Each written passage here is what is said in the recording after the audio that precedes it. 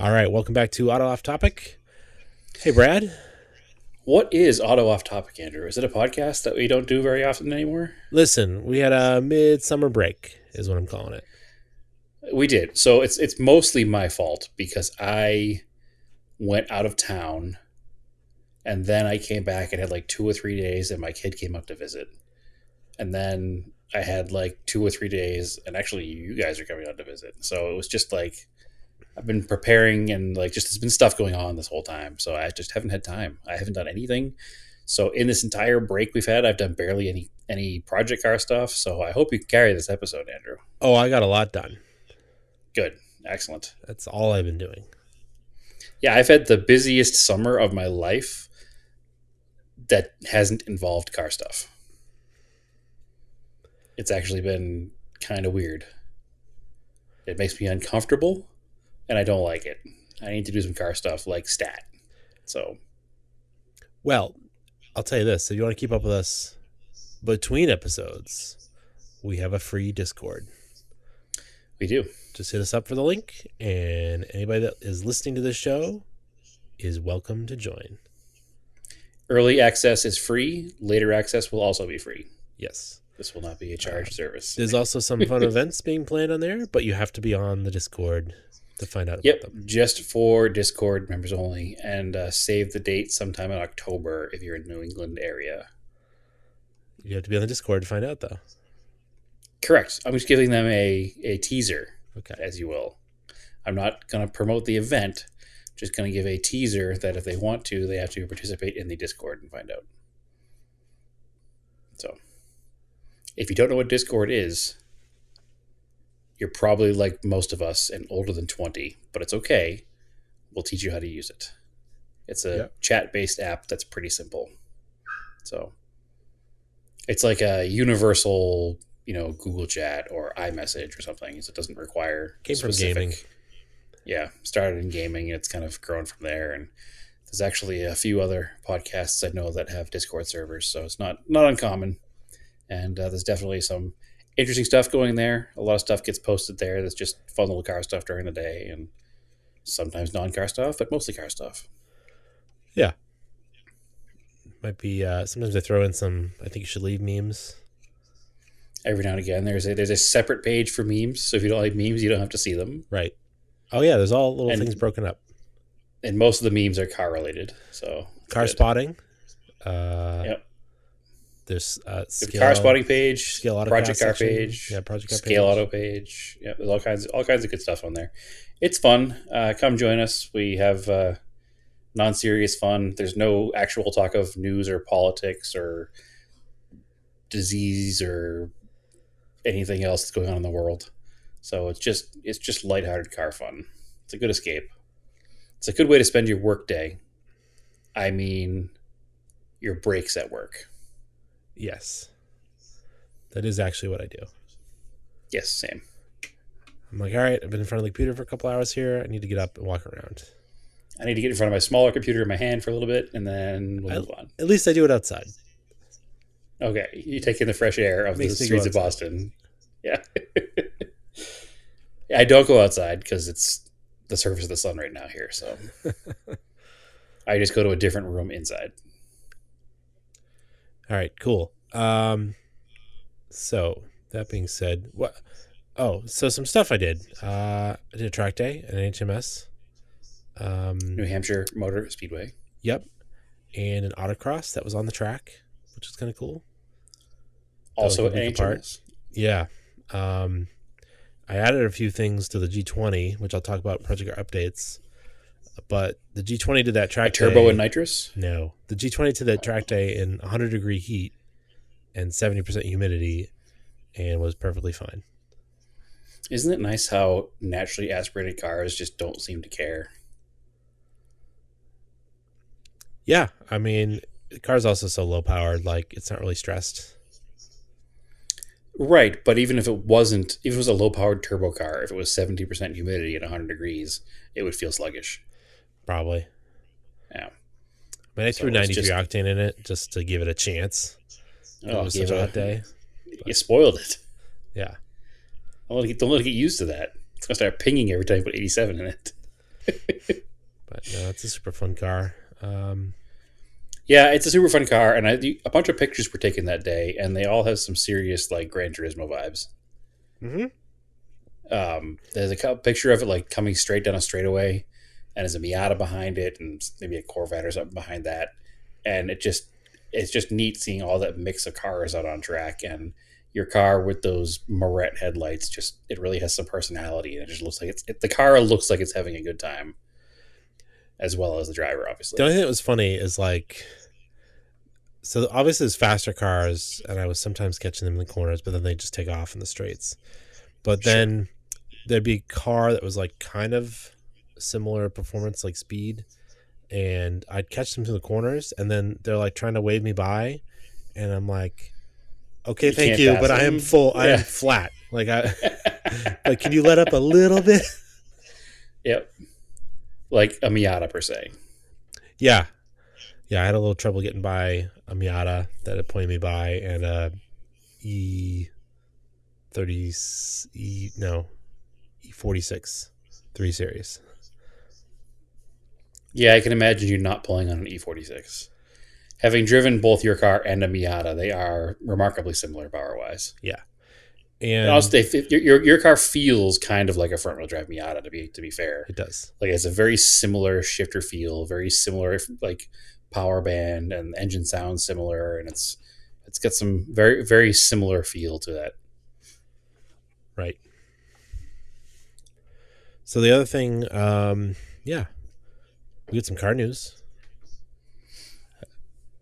We do. Yeah, have you seen? It's been all over the news, like the regular news, because it's like sensational. Like there's viral videos showing you how to steal Hyundais and Kias. I guess in like Milwaukee, like it's a real big problem because there's some like YouTube channel that like just, which is another problem. Like, why is YouTube allowed to show this? People just stealing these things and joyriding them. But apparently, Is it if you've got a every Hyundai or Hyundai? Kia with a regular key, okay? there's a certain range that does not have immobilizers. Okay. Like how you sold a modern car, like post 2000, without an immobilizer key, I don't understand. I feel like a lot of cars don't have immobilizers. Almost every car I've ever owned post 2000 has a immobilizer key. Like at least from like 05. I don't. So, what year does this start from? Like, what is the? Oh, I didn't figure out what year it starts from, but it goes up to at least 2021. Huh? They stole a total of 1,000 Elantras in 2021. Yeah. So it's like Crazy. a 70s through 90s GM steering column, right? Yeah, that people just learned how to do without YouTube. Yeah, but Back they're when that you had to easy. read a book to learn how to steal a car. But they're that easy. Like you just apparently break open the shell, the plastic, pop the ignition, the switch part from behind the ignition, and then 2011. it said a lot of times people take the USB charger and jam the USB end into the switch part and turn it because it's in the car. Wait, So you you can even start. need to- You can just. You don't need a screwdriver. You just jam the USB into the. Yeah, there's basically no keyhole? tools, it seems like. So Not the we keyhole. have a 2011. Not the keyhole, you're breaking off the electric switch part off the back of it, Okay. which is like any of my early cars that are non-immobilizer cars you could do, but it's not super easy because stuff's kind of buried, but apparently these are very easy. Huh. I have not heard this yet. I haven't been watching the news apparently. Because we have a 2011 Hyundai. Oh yeah, I'm sure it's a thing in Phoenix, such a big metropolitan area. Well, in Milwaukee, Wisconsin, there's a gang out there called the Kia Boys, and they post Yep. videos of themselves stealing the cars on social media. Yep. Cool. Well, this is a good new thing to worry about. Yeah, so guess what the fix is? A club. Yeah, good old school Oh. club. That was a joke. It's really a club. Yeah. The Milwaukee Police Department was giving out Huh. free clubs to Hyundai and Kia owners. Wow. What it's, I mean, 90s fashion is back, so it makes sense. Yeah. I mean, you're a former club user, so are you going to get one for I Naomi's car was a now? club user. Yes. Listen, my father was a police officer, and I was raised to think that everything was going to be stolen from me at every moment in time. So that's just the way police officers think. I mean, you did So have I it. used a club in the past. You did have it in a GM car though, with that steering column, so it could have easily been stolen. I did. Yeah, I did. It was never stolen, but it did have that steering column for sure. This is interesting. I'm actually reading about it right now, and I'm a little shocked because we own one of these, and we'd rather not have it stolen. We actually just spent like $400 on it the other You day. better go get a getting some club. maintenance done. Yeah, I'm gonna have to go back. Where do you even buy a club? I don't know. Do you still have That's your like what I old found one? on Amazon. No, I don't think so. Huh.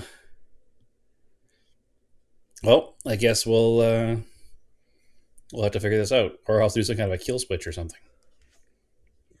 Yeah, Man, I'm sure this is interesting. Naomi's son could rig something up. I will tell you though, Hyundai and Kia, we were driving the car last weekend, and we've had a problem with the steering wheel controls recently, like the volume and the cruise control and like the reset the trip odometer and stuff. But the car has 240,000 miles on it, so it was just Oh, like yeah. the buttons are probably worn out, right? So Right. we were driving it up the back way to Jerome, which is, for anybody who's not familiar with the Phoenix area, it's a bunch of like switchback mountain roads. You know, my kid was in town and we were taking her on all the touristy stuff. So we went to Jerome because they have, the ghost tours and the whole, it's like Oh, old it's a fun ghost ride up mining there. town. And it's a fun ride up there. But halfway up the mountain, the airbag light came on. I was like, huh. So now I'm like, well, all the steering wheel controls went out first, and then the airbag light went on.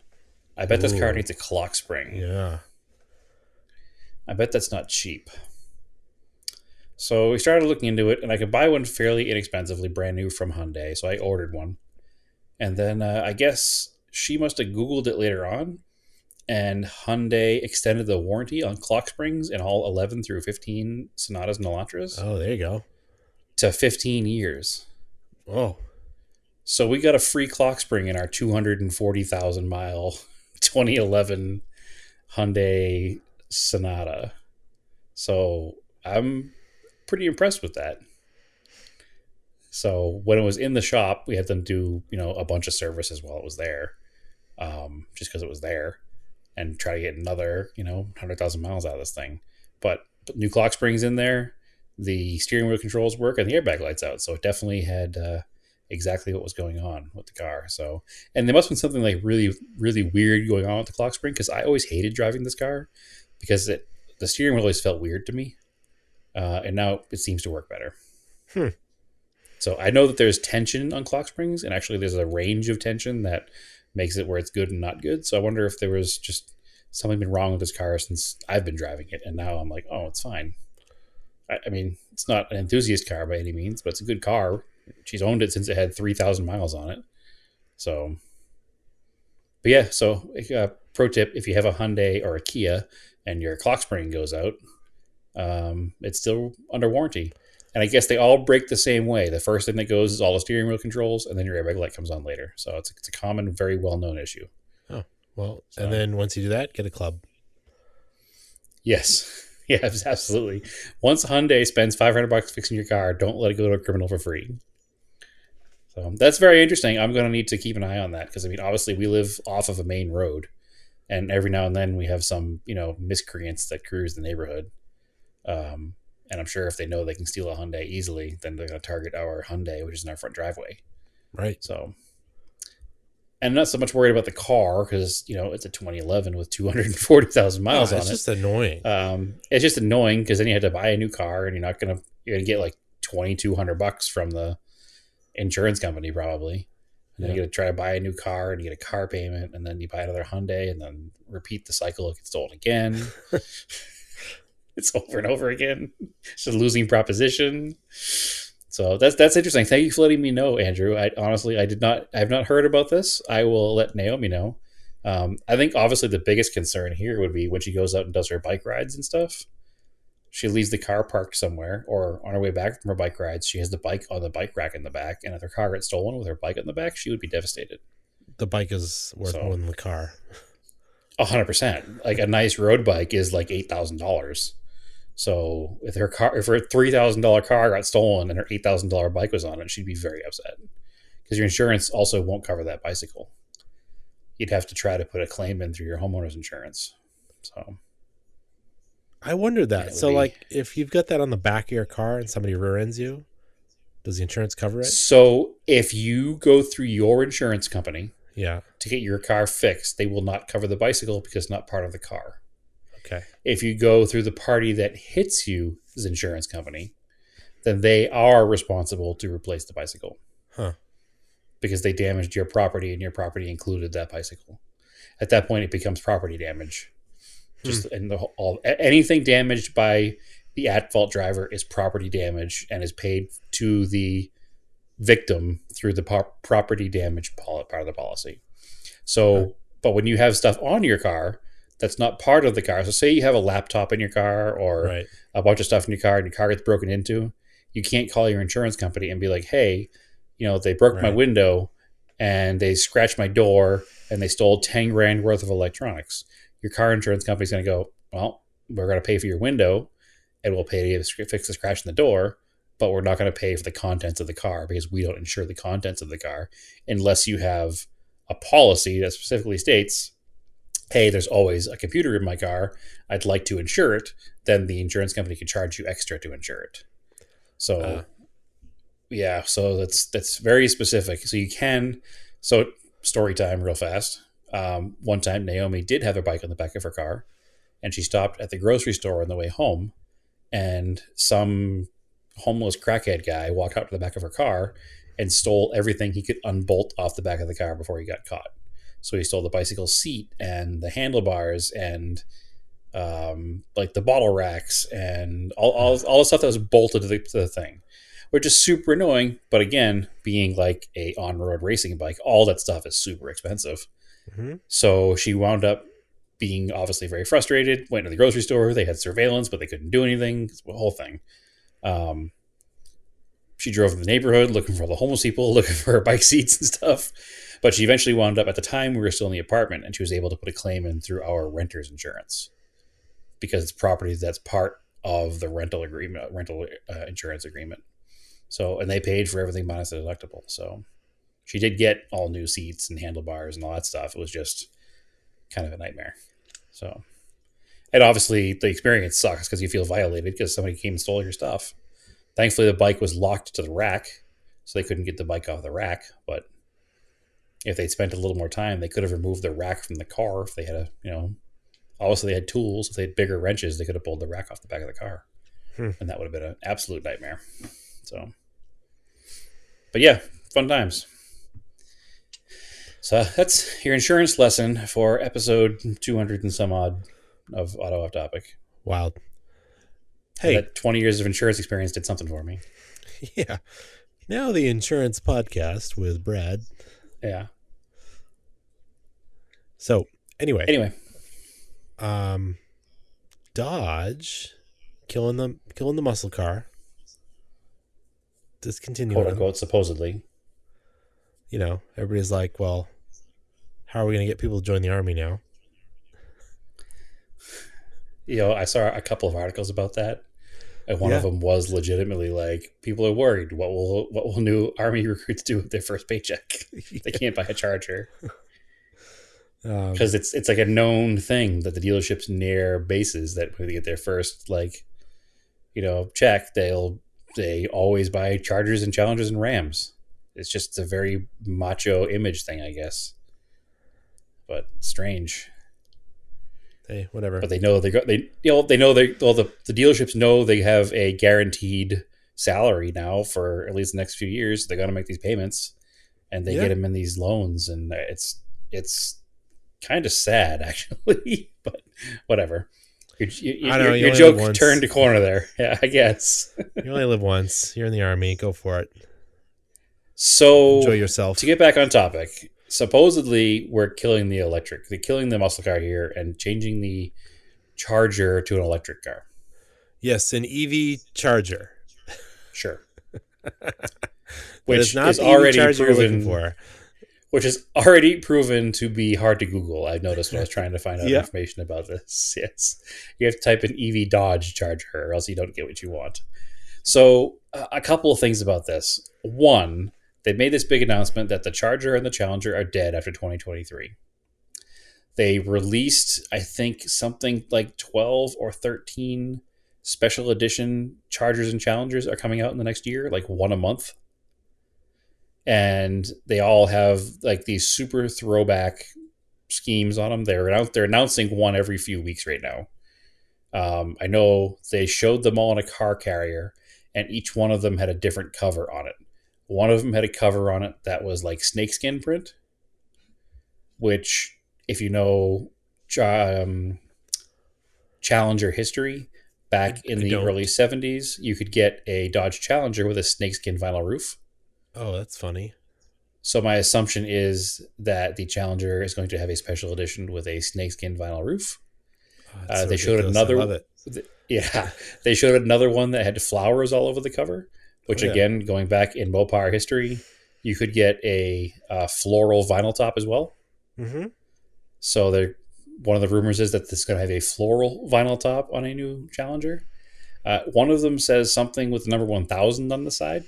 So obviously people are assuming we're going to get a 1000 horsepower version of a Challenger as well. And also on top of all of this, there were spy shots last week of a Ram T-Rex with an extra R on the end. T-Rex which R? Is right, which is obviously their answer to the Raptorer. Will be the T-Rexer. So Dodge, while they're saying they're killing the muscle car and going electric, I think is playing some funny games here, marketing-wise. Well, they're giving it a send-off. But you know what also happens when you have electric cars? Your average fuel mileage goes up tremendously. And when your average fuel mileage goes up tremendously, you're allowed to build more cars that don't get good fuel mileage. A la a Bronco R that gets 11 miles to the gallon in 2022. They can only build that because they also build electric cars. So they're saying they're killing the muscle car and they're building all this hype for the EV Charger. But I'm willing to bet that we haven't seen the last V8 muscle car Dodge. Yeah, probably not.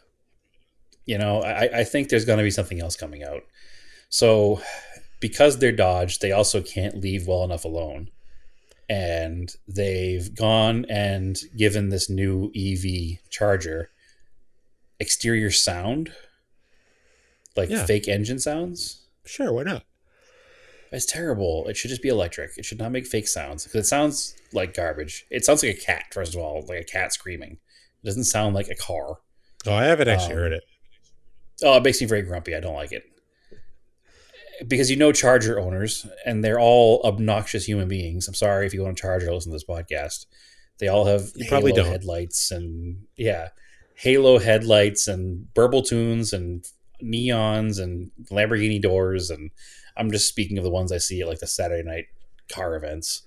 So you know if you give this loud exterior speaker, which they say is 120 decibels. Whoa. Right. Why are you giving 120 decibels of sound to an electric car? Like, I got a deal. Let's take an electric car and let's make it obnoxious as possible. I don't like it. I mean, they're kind of, a lot of them are too quiet in a parking lot. It's kind of weird. Sure. But there's a limit in between too quiet and 120 decibels. And it's probably somewhere around like 75. Whatever that noise that Teslas make when they're in reverse is really weird. It's dumb. It's super annoying. They're all annoying. I'd rather they just be quiet and run people over. Ethereal sound, like what is happening? Yeah, it's dumb. I'd rather they just be quiet and people get run over. Pay attention, get out of your phone, look at the cars moving around. I think it's the Hyundai. The Hyundai, I like the sound it makes when it goes in reverse. It's like I haven't noticed one yet. Like a pleasant chime. I haven't noticed one yet. I remember way back in the day on the TV show The Office in the early 2000s, there was they called the Prius a silent killer. So Yeah. this problem goes back. Anyway, I'm a little grumpy about the car. Not because it exists. Like, I'm totally on board with electric cars. They're fine. I don't You care. wish Dodge is coming out with the Mitsubishi Challenger Special Edition. I don't, actually. Although we did have a conversation at work about this car, and one of my coworkers put up a picture and said, "That's not a Charger. This is a Charger," and put a picture of a 68 Charger.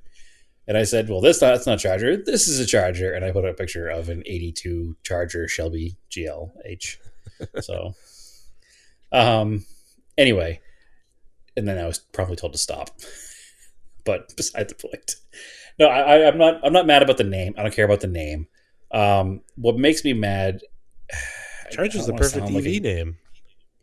Charger's a great EV name. Absolutely, it's perfect. I don't understand why they wouldn't use it. But my issue is with the concept car process in general in 2022. Because we're dealing with lowest common denominator in like internet stories, the car gets shared 100,000 times in everywhere, a million times everywhere. And everybody's like, OMG, did you see the new Charger? Like, no, nobody's seen the new Charger yet. We've seen the concept version of the new Charger. It's not a new Charger, it's a concept car. The new car is not going to look exactly like that. If we're lucky, it'll look half like that. Maybe it will look like that, but probably not. It certainly won't have the 23-inch wheels with 25 series tires, and hopefully it won't have a 120 decibel exterior speaker for the sounds of it driving away. That seems to me louder than a current V8 Charger. So I don't like that process. That being said, I put up this dumb post on Instagram today. In my stories, not an actual post. It just said basically that. Where I said, everybody relax. It's not going to be like this. If we're lucky, it's going to look like a 2012 Dart.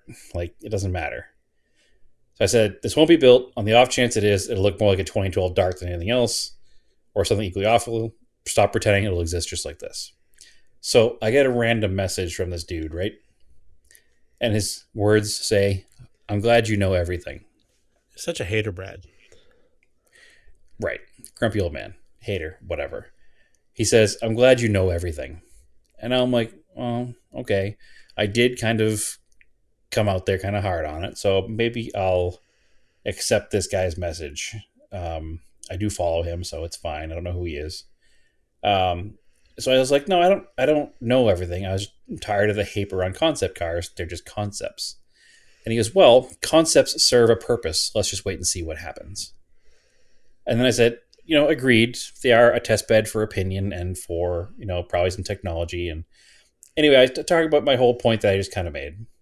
So then I decided to look at this guy's profile and see who this guy is who's talking to me. Do you have any guesses of who this guy is?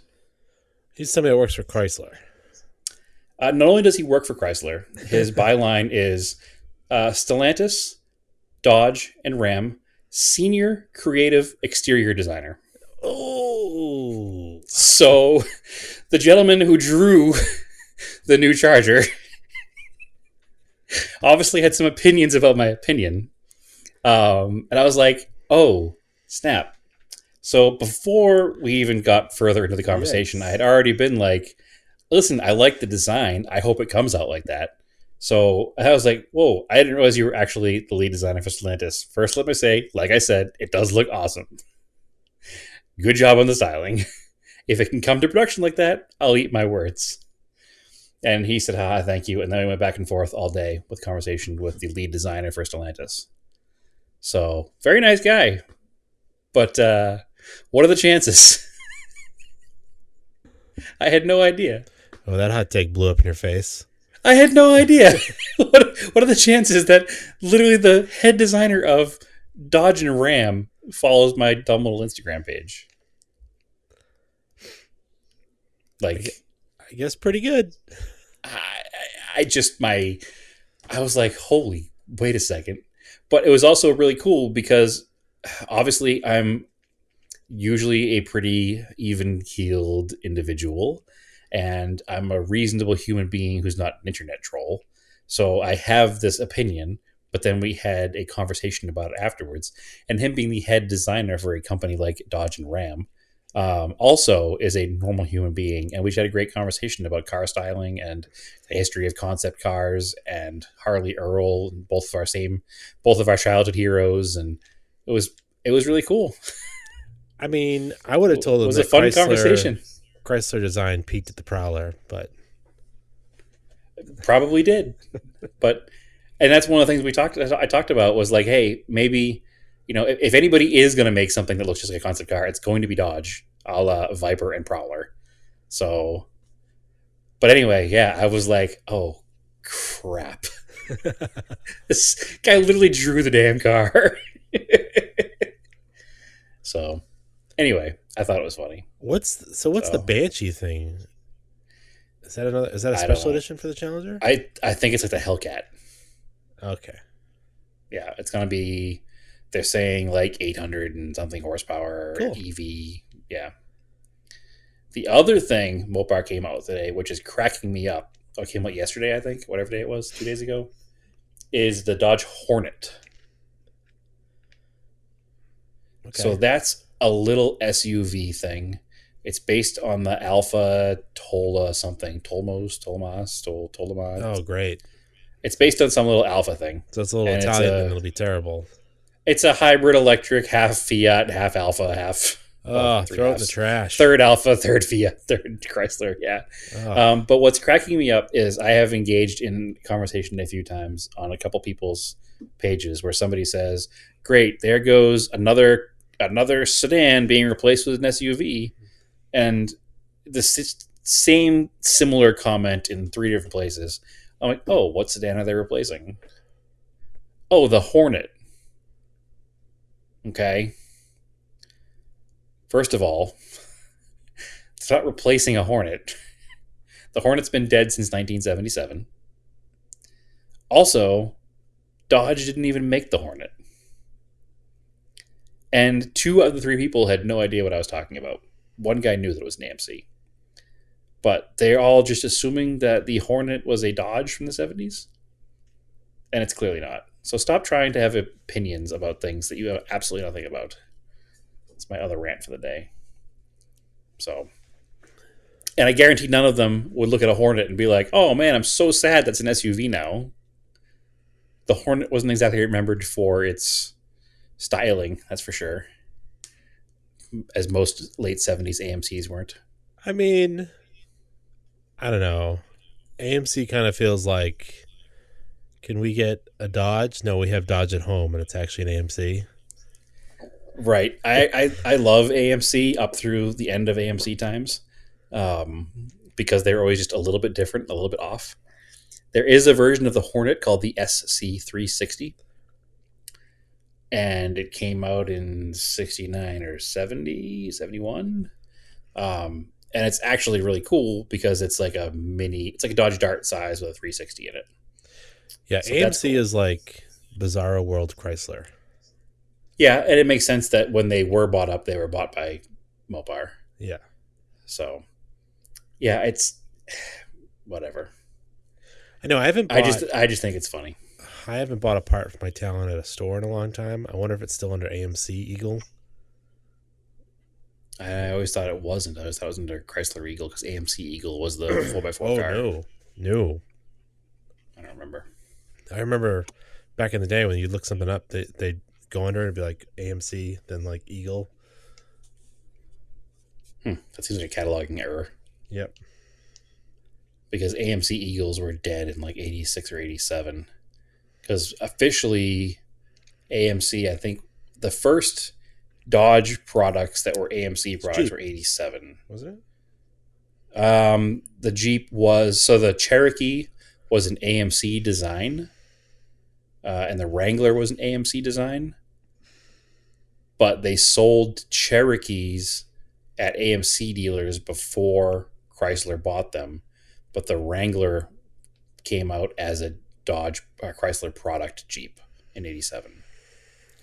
And it was Woof. weird because you went to a Chrysler dealer in '87 to buy a Jeep, and it had a witch's brew of parts from other manufacturers that you wouldn't think you'd have to go to a Chrysler dealer to deal with. Like they had, I think it was like the climate controls from a Ford, and the steering column was from a GM. Yeah, it was that GM steering column.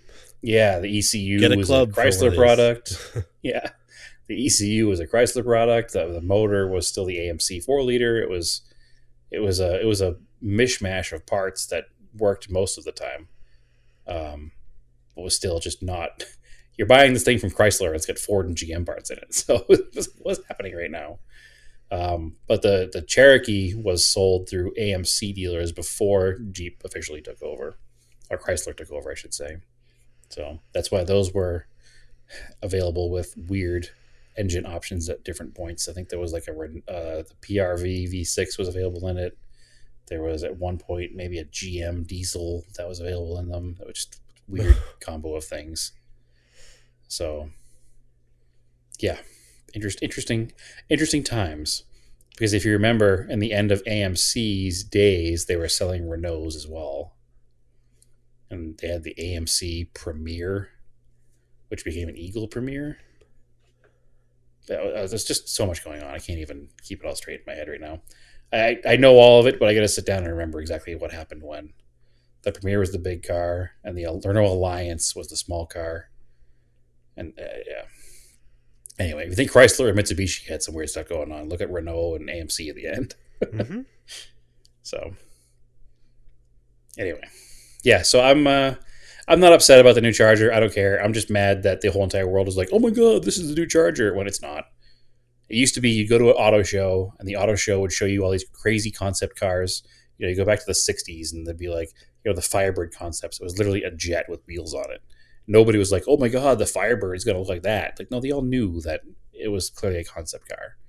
You know, even when we were kids, and cars like the Mustang, what was that thing called? I don't remember what it's called now. It was the concept car before the '94 Mustangs came out. Oh yeah, what was the name? Didn't it have like a animal name? I don't remember. It was Mustang something. Or am I thinking of the Corvette? Like they have a '90s Mako or something. I think there was a Mako something. Well, it was a Mako Shark in the '60s.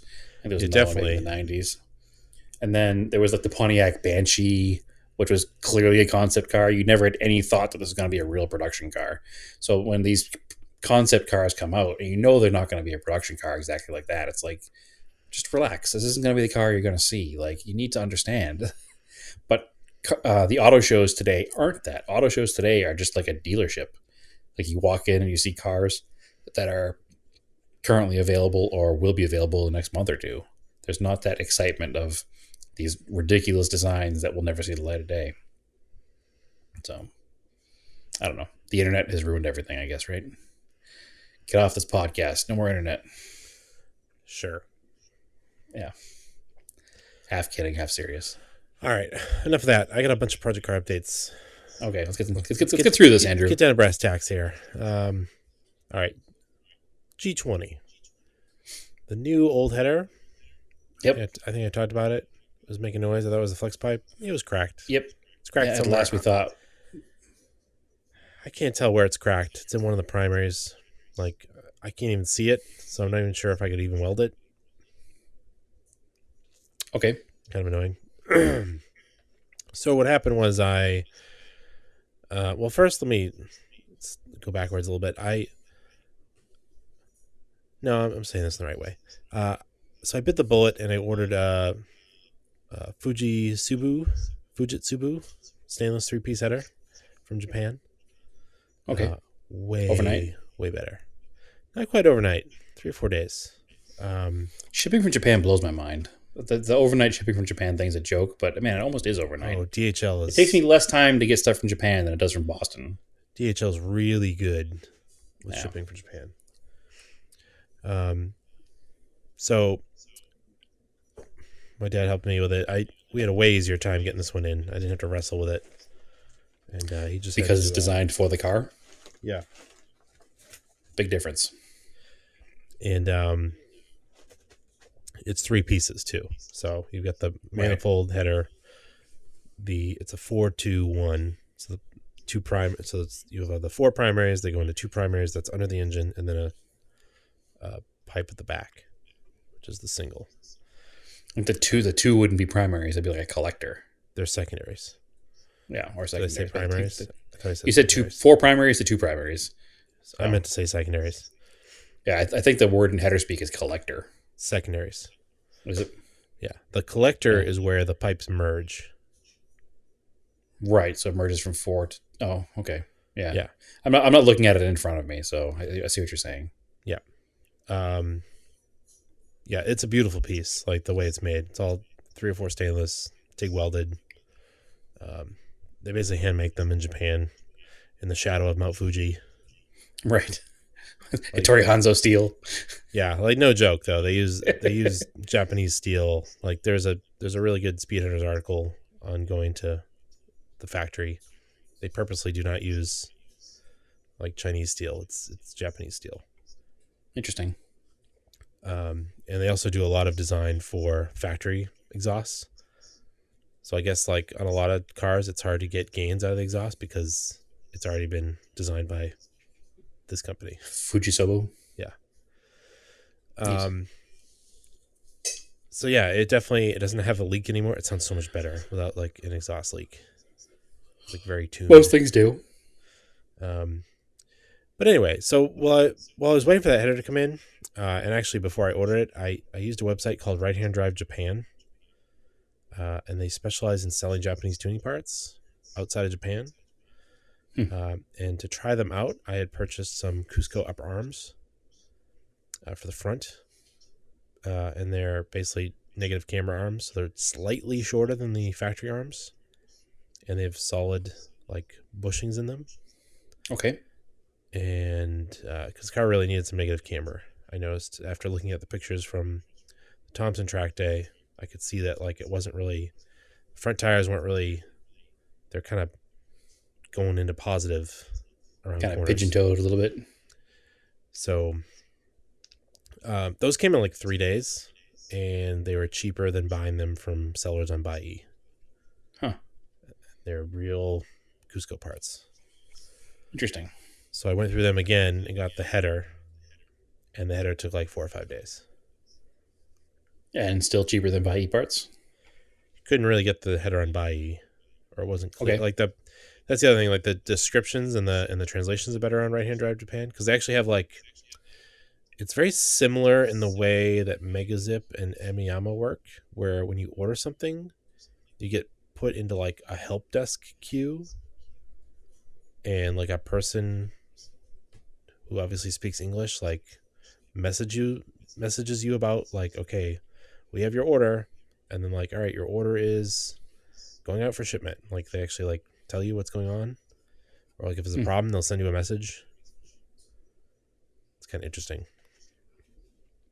Like the that's cool. service That's a good source to have. I mean, I don't think I have any cars I could buy anything from Japan for right now, but yeah, I think it's too old. If I do. So I had the car lined up, and I also had some brand new Falcon Azenis RT615 Pluses mounted. So it's the same as that original 615 pattern, but I guess a slightly newer compound. And they have that like zigzag channel through them. Yeah. Cool. But really like much improved in the track day. That was the other thing. I chunked one of the Yokohamas, not the sidewall, but the very edge of the tread during the last track day. So it was basically junk. And those really weren't, I've talked about it before, those are really good for the street. If you just want a good street tire, it's 300 tread wear. Yeah, they're pretty long wearing, and they're quiet, and they're pretty compliant in the road. And they're pretty sticky for what they are. But multiple laps in a 20-minute session, they're not too very much good. They would scream on the track. Like you can hear the early videos I have. The Zenuses hardly make a noise. And so much more grip. So, yeah, that was really cool. And then I also fixed the ABS light. And there was much rejoicing. Yeah, So I replaced all of the rear control arms and all the bolts, and I took the knuckle off that had the offending ABS sensor in it. It was a little bit of a bear to get out, but I got it out. And I think I talked about this, I found an ABS sensor for the car that did not cost $400. It was only $75. It came from eBay in the UK. And it didn't have the right part number, but it was for a Premier 1.6 in England. Which is the same car. Yeah, I really couldn't understand why it wouldn't work.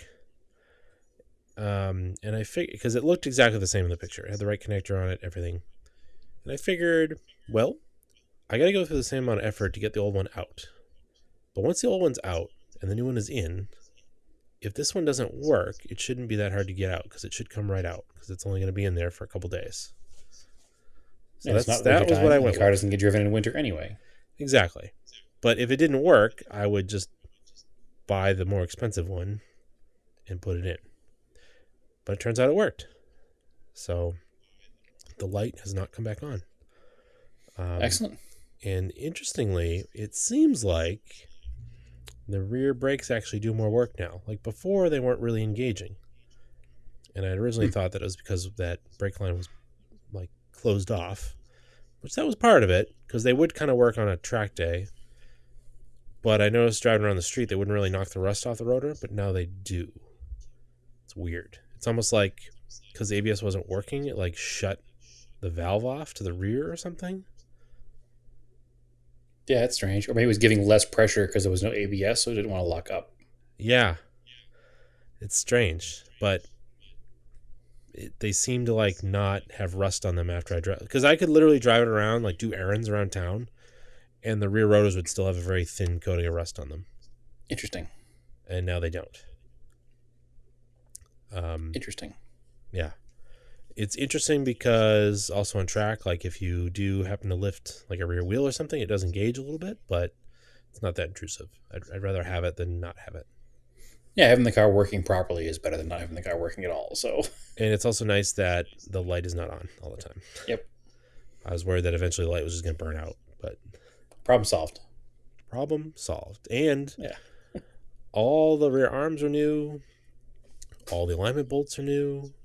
And I think the car actually started, I think the car rides a little better. It felt kind of bouncy in the back, and I think it was because the rear bolts, where they go to the knuckle, were seized on one side. Like it wasn't even able to like flex on the bushing joint or at the knuckle because the bolt was just seized. So like you were... Even with the weight of the car on it. Yeah, like the metal was seized, so it was probably just flexing in whatever give the bushing had. Right. When actually it should flex, like it should almost like turn a little bit as you go up and down. Interesting. Yeah. So much improvements were made. Yeah. That car's pretty darn good now. Awesome. And then I don't think I talked about building the Montero bumper yet. You have not talked about it on podcast. Those who follow the Discord page know all about it. I've seen pictures. Yeah, so I had the kit for almost a year now. You brought it out for me. I got it from Josh at ADD. I feel like it was more than a year. It was last September, I thought you came out. When I drove out there? Yeah. I think it was before then. But anyway, unimportant. Well, yeah, so I've had it for about a year. Finally got around to it. It's nice thick steel. I had a good time welding it once I figured out how it went together. I FaceTime with Josh. He told me how to put it together. Once I got the middle parts done and the outer edges, I added a couple little gussets on the inside that were extra. I added the Stinger kit with those gussets. Once I started to get dialed in with the welding, like a lot of my welds look pretty nice, if I do say so myself. Yeah, no, I was truly impressed.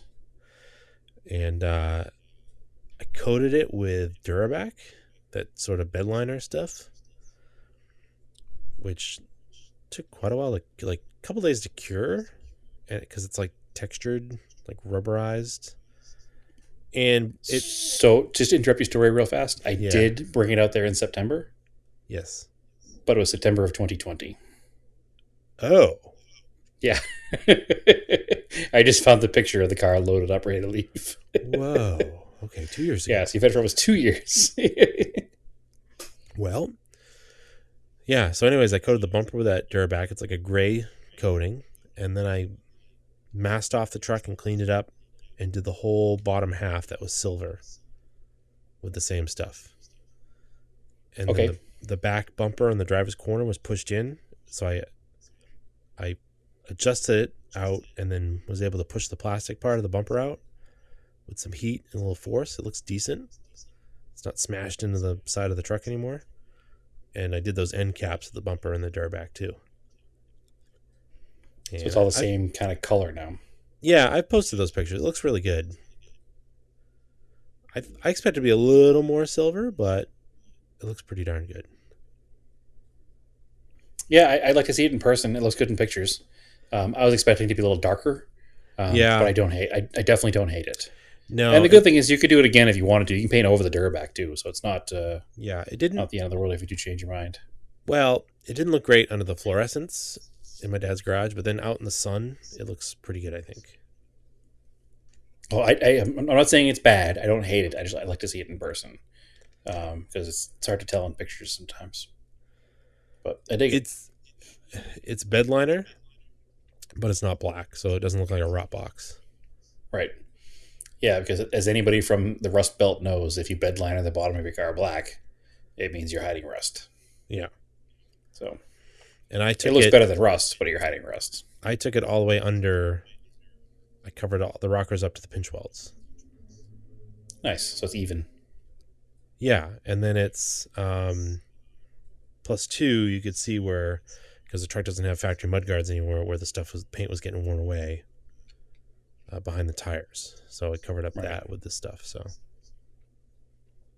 It's excellent. I think it looks cool. It's definitely it sets it apart as definitely yours.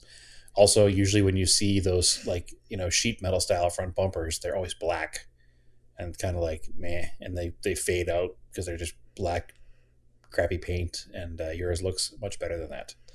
I've seen other people do these in silver. I definitely knew I wanted to do it at least in the color that matched the two-tone on the truck. Yep. And then I added the IPF lights. So those look really good. Yeah, I'm genuinely digging it. It's a good looking truck. It's making me upset that I don't have a truck. I actually just finished wiring those up the other night because they didn't have the right eyelets to go over the battery terminal. So I had to change the eyelets out. But they look really good. Well, it's good. So the big orange ones are fogs. And then I was hoping to have enough room to put all the four under the Stinger, but they didn't fit.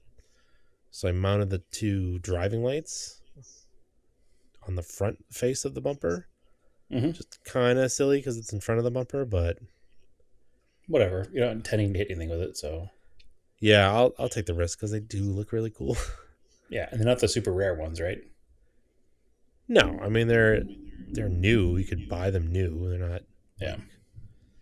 not some weird obscure part. Right. So they look good. Yeah, and then I talked about it after the rally episode we had, but the radiator came in for the Galant from Australia. The aluminum Okay. one. Gorgeous, another gorgeous part. Like just made so much nicer than anything else. Because the only thing available for that car was like Chinese aluminum radiators. They just don't even look anything close to how nice this one is. Right. This is That's equal in the to hand built part. no, this is equal to like the header that came out of Japan, like in the quality of how nice it is. Yeah, like I'm saying, it's another hand built part. So Yeah. So yeah, that's going in probably when we get back from vacation. killer. Mm-hmm. If you're not tired of working on cars and you're out here working on my cars. No, I got to get it done. I want to get it What? done because it's yeah, I got some. We'll try to figure out some stuff in your cars. Yeah, I'm not expecting you to come in here and work on my cars, but I think it'd be fun to work on cars together a little bit while you're here. Well, we got to do stuff at night, so Yes, absolutely. And I think one of the things I'd love to have you help me out on is the electrical diagnostic on the 81 Cressida. Okay. So, because that's something that you are far superior with auto electrics than I am, and I can admit to a point that I'm a little lost on that particular car. I get a little lost when it comes to the multimeters and stuff. I'm learning. I'm getting better. I do have a small project car update, the Eclipse, which is still broken through fault of mine because I haven't been working on it just because of how busy my life has been the past month. But I finally had some time last night to actually get out there with the multimeter and trace wires. And so first I had thought it was the ECU or the igniter based on the symptoms. I replaced the igniter because it was like $10. Didn't fix it.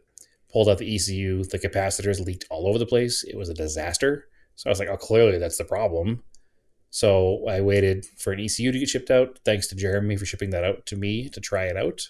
Put a new ECU in the car. The car still didn't start. Now I was real frustrated because that ECU was so bad. I figured it had to be it, right?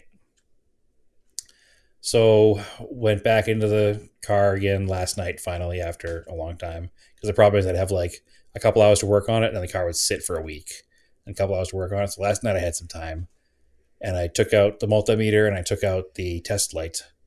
And I started at the coil and I tested the coil with the multimeter to make sure all of the ranges were in spec and everything was good, and it was. And then I went back to the coil connector on the engine harness side, and there's 3 pins on it. And just like most standard, coil pack cars with a 4-cylinder, there's 3 pins. One's a constant power, and there's 2 switching power to fire the coil right from the signal from the cam sensor. So you should have constant power at one of the 3, and then the other 2 should flash as you crank the car over because the cam sensor is spinning.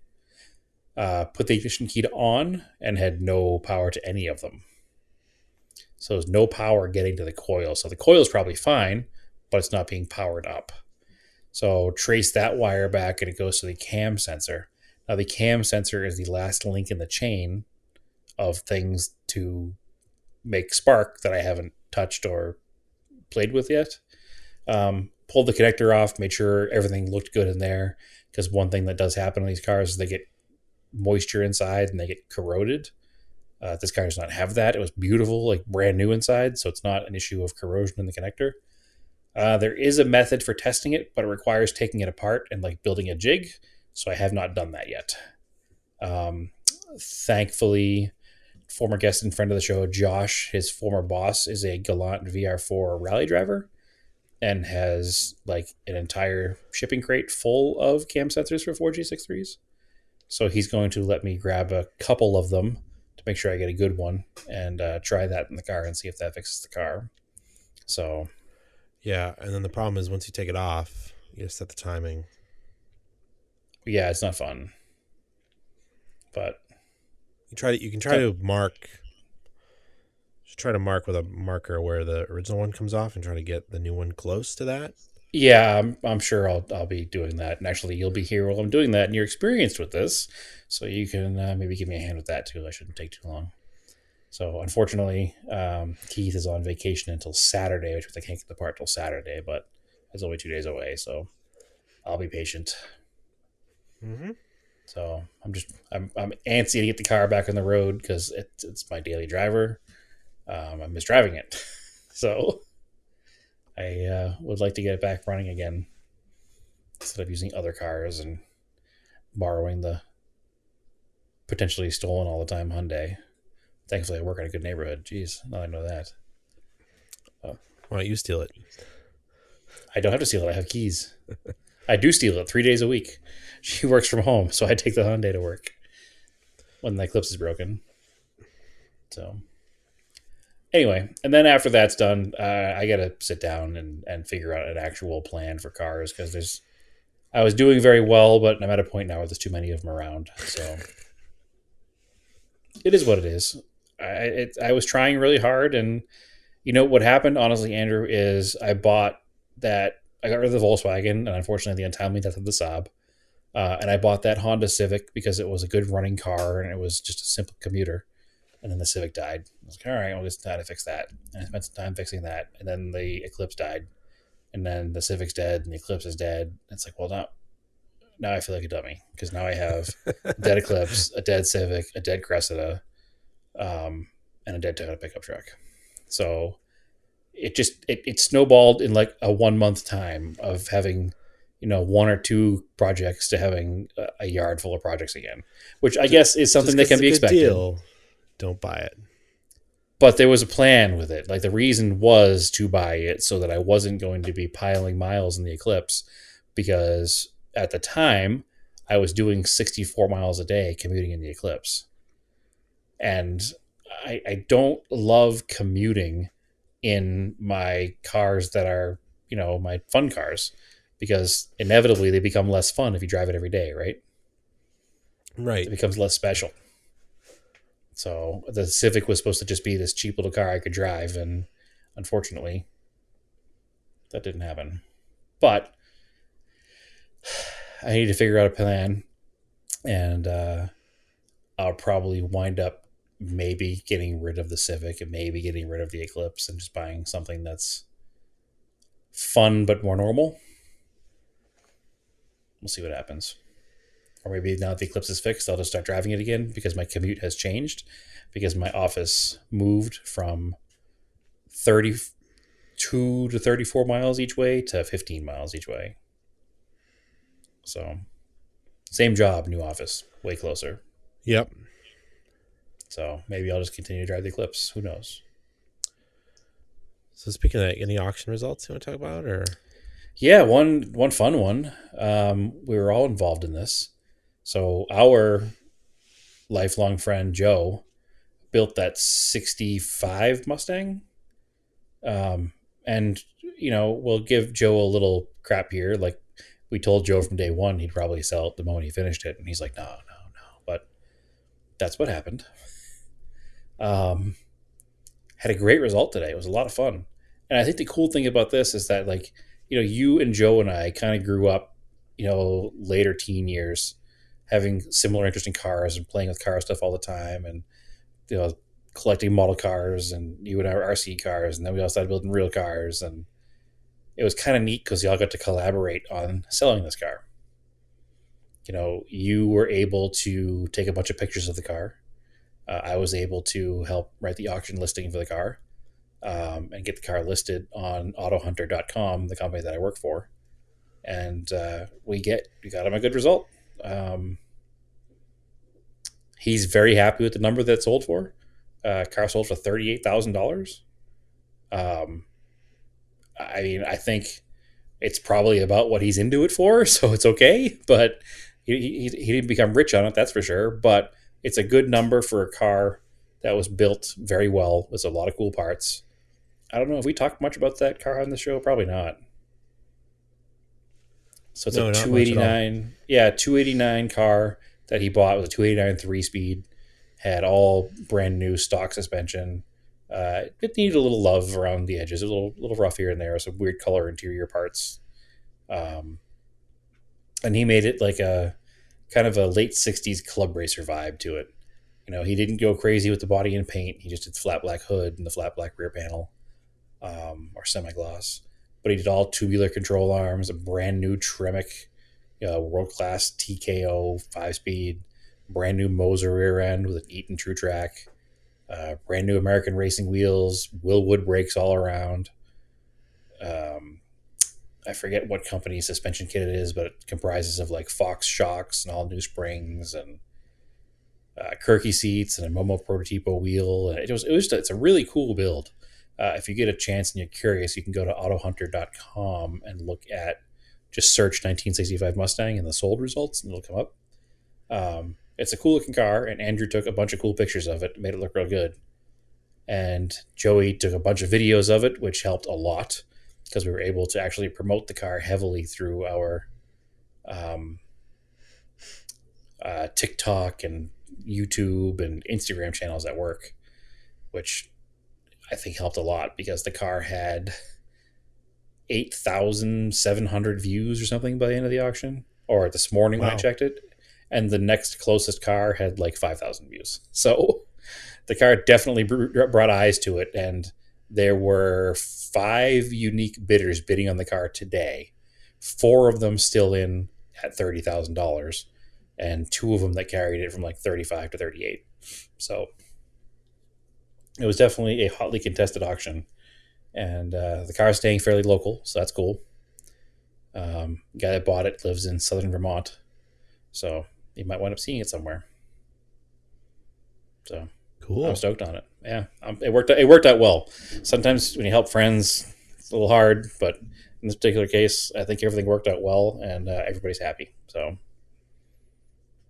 I dig it. So congratulations to Joe on selling his Mustang. Yeah, I put the pictures are on my Instagram of it. You know, the pictures in your Instagram were good, but the ones you did after that location in front of the building were better. I Oh, think they see, I present don't the like. car better. I, it's funny. He really wanted that building. I wasn't really that into it, but I, I did it because he asked, and I guess all right. I guess they worked. Yeah, I think they presented the car better. I Probably like the because other there ones was better. less. Oh, him and I both agreed on the ones in front of the building. Yeah, weird. I don't know. Yeah, strange. Well, whatever. Hey, personal taste, right? Yeah, But I'm pretty stoked on it. So cool. And then there is for events coming up September 25th at Lynch Park. There's a car show here, local. Benefits the Beverly Police. $15 a car. Spectators are free, and my dad's doing the music for it. excellent. I will not be there for that one. Guarantee you that. No, there's actually in that afternoon, the Audrain is doing a Young Timers show from like 3 to 8 p.m. on a Sunday, which is kind of weird time to do a show, but Yeah, it's a weird show time. I am gonna go check that out too because I haven't been to the Audrain yet. Yeah, it seems like a really cool place. Their Cars and Coffee they had like the other weekend looked pretty good, but I wasn't around. So, Yeah, it looks like a really cool place. oh, I did go So to. I hadn't been all year. It was the Andover Cars and Coffee that's here. okay, It was super hot that day, but that's a good Cars and Coffee, good mix of cars. And we took Marco's real into Data Truck, which is the Montero. Like right. you thought when like he'd been talking about it all week, and then we were actually getting ready to go ride in the truck. Like you thought I was taking him to like Disney World or something. He's so amped. Well, you've made him a car guy, so Yeah. Oh, not and then intentional. It just happened. he got to ride my mom's Beetle the other weekend because we went to a car show in Salem. Yeah, I saw the picture of him in the backseat, the top down. He was not stoked on that when they first put him in the car, and then Oh, really? they just started. We're like, all right, we're just gonna go because it's only down the street from my parents' house. And Yep, once they were moving, he was cool with it. But that's awesome. That's and super then cool that he gets to experience that as a kid. Like that's what made our youth, car stuff.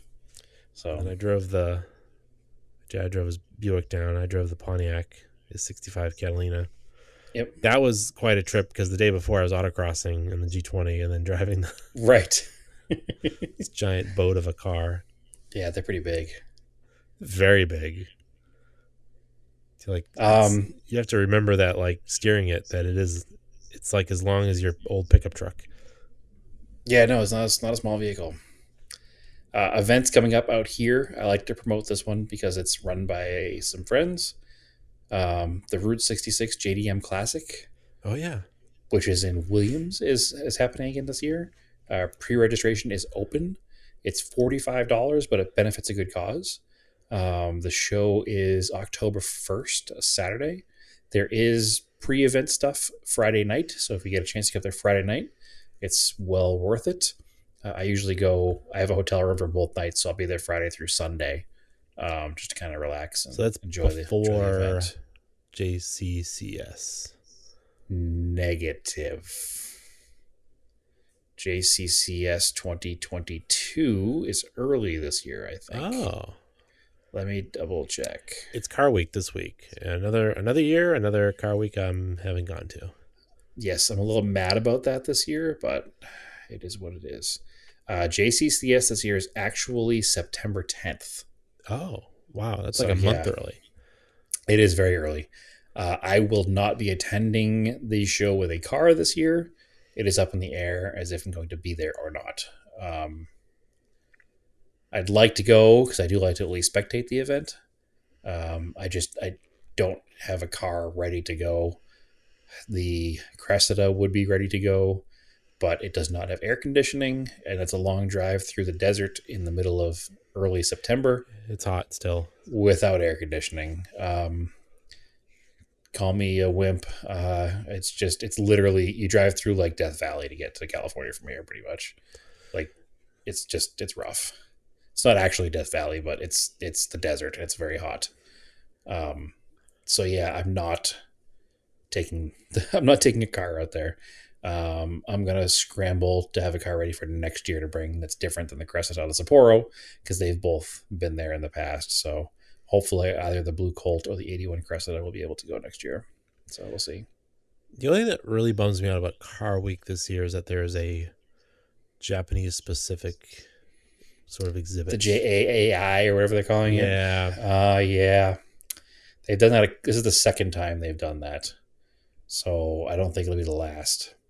So what's bumming me out about Car Week this year is that I have coworkers who are there, and I'm not, and they're there on the company, and I should be there on the company, and I'm not. But that's beside the point. That's an offline discussion.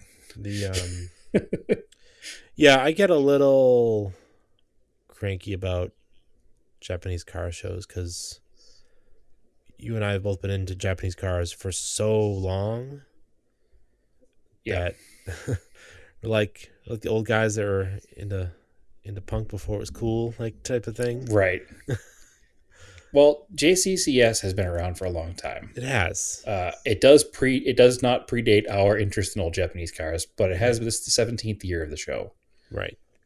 which is pretty good. It's one of the originals, and the gentleman who started this is an old school enthusiast from before it was cool. I think what makes me most mad about it, and also not most mad about it, is that the cars are so expensive now. Like people are considering the GTRs are blue chip collectibles. Like they're 6-figure cars, yeah. and it's hard. Toyota 2000 GTs have never been cheap, but they're $1 million cars now. Like FDRX7s are $50,000 to $60,000. Like it's FC RX7 coupes. A nice turbo FC coupe used to be $5,000, and now they're $30,000. So there's good and bad that comes with that. It's bad because we can't just go out and buy a bunch of them anymore. It's good because theoretically that means more gets saved, I guess. Yeah. But I don't know. I just kind of miss it when it was just like, ew, why are you driving a Japanese car, you weirdo? Right. It was a little more our own thing. Yeah. There was no respect for a very long time. No, but at the same time, I also do enjoy having events to go to and having other people who are into it. And yeah, I've actually, if it wasn't for old Japanese cars out here, I would have had a harder time meeting people. And I've made a lot of friends through the community out here when I moved here. So, and then again, we drive I always like to joke, the Rodney Dangerfield of Japanese cars, which is Mitsubishi's. Yeah, I've turned the corner to being a Toyota guy now. I don't know if you noticed this. Yeah. You drive a Porsche? No, I currently own a Porsche.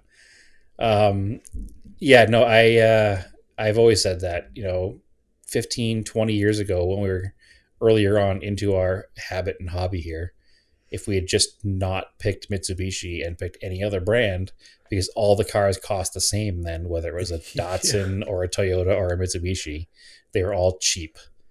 And then somehow Toyotas and Datsuns became worth $1 million, and Mitsubishis are still the same value they were in 1999. So yeah.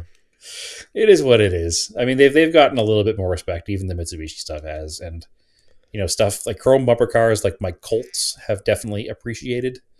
Again, not to the level of the equivalent Toyota, but they've definitely appreciated.